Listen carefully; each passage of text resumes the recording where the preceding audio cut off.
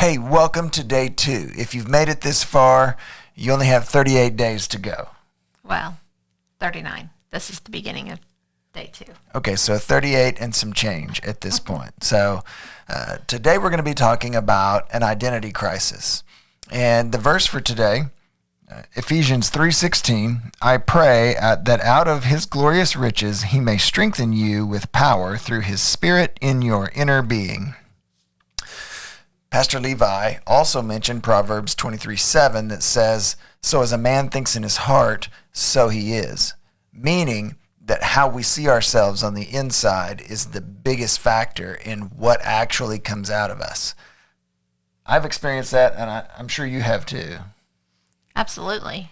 We experience it in our growing up. We experience it in our significant relationships, whether it is your parents, your spouse. And what we talked about is that whenever you are growing up and people are telling you all of the good things about you, telling you that you're so nice, that you're kind, that you're beautiful, whatever they're telling you, you know the things that are going on in your mind and the things that you have done. And you start to say, okay, well, everybody's lying to me, and thinking that it's not true what they're saying, because we're starting that spiral going to the negative. The enemy, he knows our weaknesses and he knows where we struggle. And so he is going to help with that spiral going down. And so we had started kind of talking about that.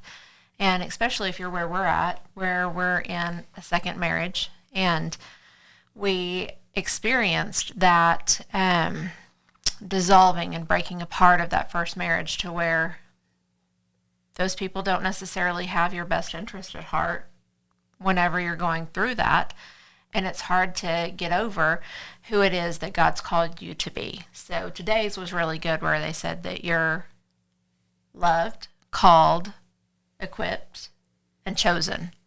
Those were the 4 words, and it's hard to believe that whenever you spend decades believing something else. We talked about the fact that why do we tend to go negative, right? I mean, it's in here where Paul says, I don't understand myself, because he wants to do the good things, but he ends up doing the things that he hates. And so we were talking about sort of how do we get there? And it sort of comes back around. You know, you can have people tell you all day long that you're a kind person, that you do good things. But in our hearts and in our minds, I should say, we know the thoughts that we have. And the very person that could be saying, wow, you sure are a nice person, 3 minutes before that, we could have been thinking a very negative thought about that person. Well, and whenever we're thinking about the negative things and then somebody else says something negative to us, we just latch on to that. We take it as confirmation of that was a true statement. Why is that? Well, it's been said that for every negative statement that you hear about yourself, it takes 10 positive statements to replace that thought. One of the things that we have going on around our house, you know, with a house full of teenagers, you get a lot of insults slung around. And most of them are in good fun. Most of them are just, you know, sort of picking and giving a hard time. But some of them cut pretty deep. And you can see it. You can see it when it happens. And every time it does, from my own experience, I know that when that happened to me, I latched onto it. But when it cuts and you can see it, you have to begin to say and reinforce the fact that what was said is not necessarily the truth about the person it was said about. Yeah. And if there is some truth to it, you have to help with the word of truth to be able to put that medication on. Does that even make sense? To where you've got to know that you're going to have people that are going to say, hey, this is probably not the best thing for you to be doing, or you are not this, and that hurts. And that is something that you have to have those people around you that they can speak truth to you, and then they can help with the word to be able to soothe that and change it. You got to put a salve on. Yeah. So whenever we first got married and I said to April, I said, you need to put some salve on that. She was like, I have no idea what that is. Neosporin? But a salve, in actuality, it's what you put on to draw out the things that don't need to be in your body. So you get a cut, you put some salve on it, it draws out the dirt, it draws out all the stuff that doesn't belong in there, and protects it so that it can heal correctly. So sometimes when those things are said and we latch onto them, you got to put that salve on as a parent, as a partner, as a spouse when things don't go well. You got to help put that salve on. But internally, we have to see past that. We've got to understand that God's called us and God's made us to be differently than those things that we can sometimes latch onto.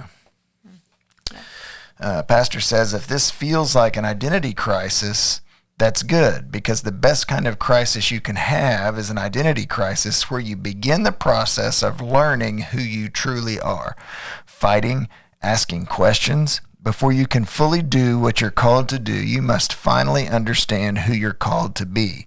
And that's the awakening, the revelation that every believer needs to have. So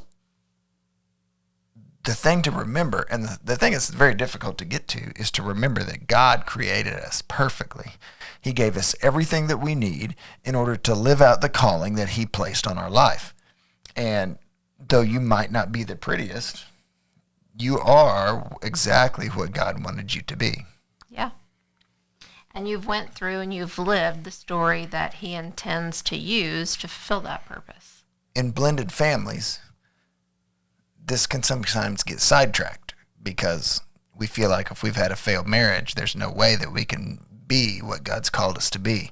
There's no way that we can be brought past the fact that we didn't live out that original commitment. But, we sometimes feel like we can't be all that God's called us to be because of that. The sermon that we heard this week from Pastor Stephen talks about the fact that it's not too late. You're not too old. You're not too bad. You're not too whatever to be used by God. And if you look through the Bible, you'll see that that's exactly the case, because God uses broken people in order to fulfill his purpose. Just as an athlete would say to themselves, I'm fast, I'm strong, I'm unstoppable, I've got the eye of the tiger, you can know who Jesus says you are. Then he challenges us. What if you woke up every day, looked at yourself in the mirror, and proclaimed what God says about you? You are loved, you are chosen, you are called, you are equipped. And so why do we use the mirror? Well, because it's very hard to see yourself correctly without actually seeing the reflection back. So if somebody was to ask you what your eyes looked like, would you be able to say it without actually looking in a mirror and seeing your eyes? Because your eyes are not like your hands, to where you can look at your hands and you can say, oh, well, they've got a couple of scars. To see your eyes, you have to actually look through the mirror. So let me ask you this. What's the mirror whenever we're talking about the soul part of us? We look at the physical mirror to look at the physical, but our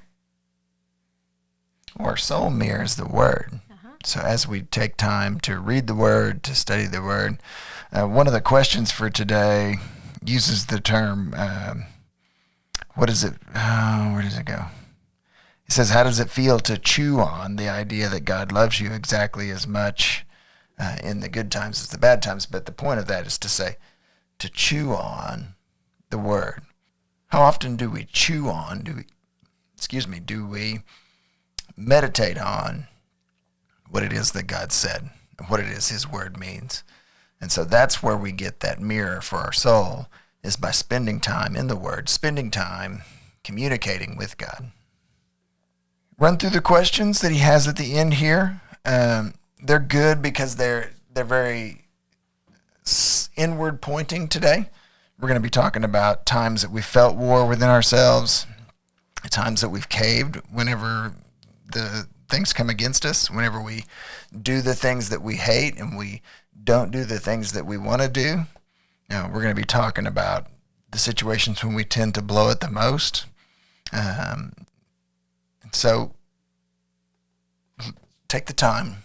Remember, like I said yesterday, write them down because you're going to have to go back to them later in the book and reflect on them and chew on them. I think of the term the farmers use, chewing the cud. Cows chew the cud.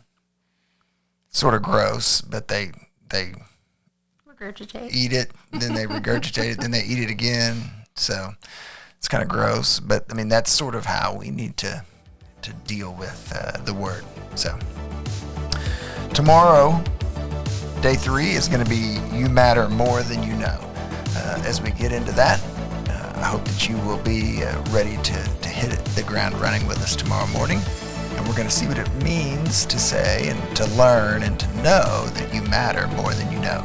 We'll see you guys tomorrow. Have a great day.